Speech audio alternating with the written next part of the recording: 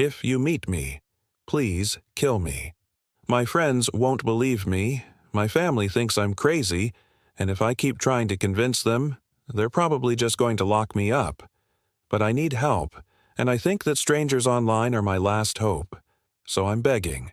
If you see me walking down the street and I say hello, if you meet me in a bar and feel inclined to buy me a drink, or if you match with me on a dating app and make plans, kill me. End it. I don't care how it's done. I'd prefer it to be as painful as possible, but I know that's probably a lot to ask. It's already a lot to ask someone who doesn't know me to commit murder on my behalf, and I'm sorry to put such a burden on you, but I truly can't do this any longer. Let me provide you with some context. I might have gotten ahead of myself, but I came on too strong. Don't leave yet, please. At least let me explain to you what's been going on. Maybe, hopefully, once you hear this, you'll be on my side. Maybe you'll believe me. Hell, maybe you've experienced this too. I can't be the only one who has experienced this. It started 2 months ago at Meech's. Meech AS is a small bar that my friends and I used to go to every Friday night. They had a karaoke night, and everyone got free nachos with the purchase of a drink. It was a routine we had been sticking to for almost a year now, ever since Melly moved into the apartment complex down the street and found the place. Anyway, it was a Friday night, probably around 10 p.m., because I remember that Jonas had just arrived and he got off his shift at the hospital at Nynard on those days. Melly and I had just performed a tipsy version of Fleetwood Mac's Rhiannon, and we were giggling and stumbling back to our booth when he intercepted our path. He said his name was Tony, short for Antonio. He said he was new in the city and had just moved here from Idaho or Iowa, I don't really remember. He wanted to talk to me. He said I had a nice voice and he enjoyed my performance, and he would like to get to know me a bit better. I agreed because he was my type. Dark hair, green eyes, stubble on his jawline. He smelled like Tide laundry detergent and something else that reminded me of my childhood friend Isdra S. house. It felt familiar to me, and so I followed him to a booth near my friends, and we talked for the entire night. Our first date was dinner and a movie, a classic first date. We watched Hard Eyes, which he loved, but I said wasn't my style. We went to this expensive French restaurant after, a small place that was almost an hour away, and we had wine and ate our dinner while a woman sat in the corner of the room and sang La Vie en Rose. It was romantic. He was romantic. It was a great date. The first bad sign didn't feel like a bad sign when it happened. You know what they say about hindsight. It started with him going by his full name instead of Tony. He said he had always gone by Tony because he preferred it. He thought Antonio was a mouthful, that Tony made him sound like a fun, easygoing guy while Antonio made him sound like the opposite. And then, that day, he changed his mind. You've never gone by Ella or Stell? He asked me one evening as we were walking through a small street fair that the city put on every year. Nope, just Stella. I've always been completely Stella, I replied as I took a sip of my soda. Really? You've never gone by a nickname? Not even as a child? I shook my head no again. I remember this conversation vividly now.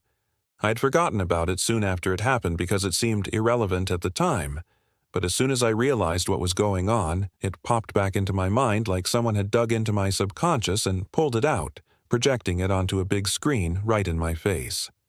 After that, he decided he wanted to be Antonio. He wanted to be completely Antonio. After that step was done, the rest came quicker and quicker, like an avalanche headed downhill until it spiraled out of control. He changed his hair, dyed it a lighter brown, like mine. His eyes, which I swear to all of the gods were green when I met him, were now dark brown, like mine. He got slimmer, losing his broad shoulders almost overnight. His face got rounder, softer, and less angular. He shrank 3 inches. Then he took my jokes, stole my bits, and started saying things that only I would say. Even my friends would comment on it, albeit in an innocent way. Oh my God, that's such a Stella thing to say. Aw, that's so cute. You guys are becoming like the same person. Ugh, I love when couples start to adapt each other's mannerisms. Except we weren't doing that. He was stealing all of my jokes. He was taking all of my catchphrases. He would use my references that he didn't even know previously. He stole my style, swapping out his Vans, jeans, and button-up shirts for thrifted boots and band tees. He got glasses even though he didn't need them, and he went vegetarian.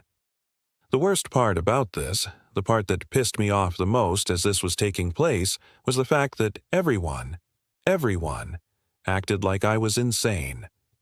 They acted like he had always been like that.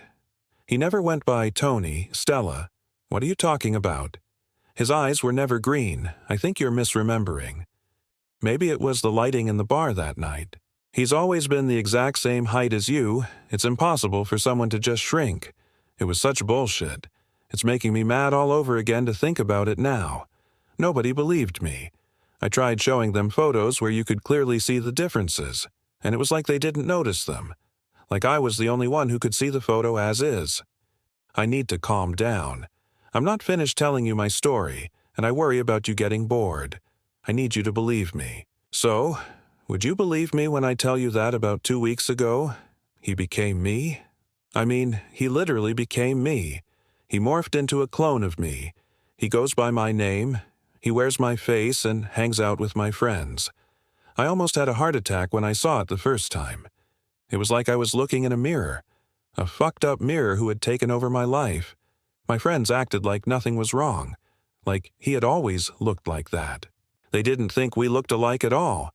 They didn't think it was weird that we had the same name. Everything was just a big, fat, stupid coincidence to them. It's so infuriating it almost makes me laugh. So that's where we are now. He, or I don't know, it can't be human, can it? Whatever it is has become me, and it's ruining my life. He picks up my medications, takes my esthetician appointments, takes my Pilates classes, hangs out with my family, everything. I need you to kill him. Me. Something needs to die. Please. My name is Stella Kobe. I'm 5 feet 5 inches.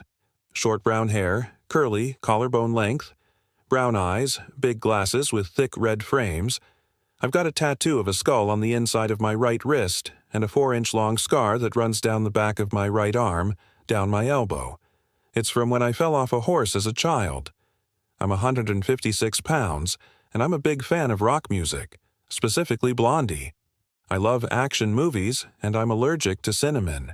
You might meet me out in public, in the produce section of your local supermarket, maybe on Bumble, or Hinge, or Grindr.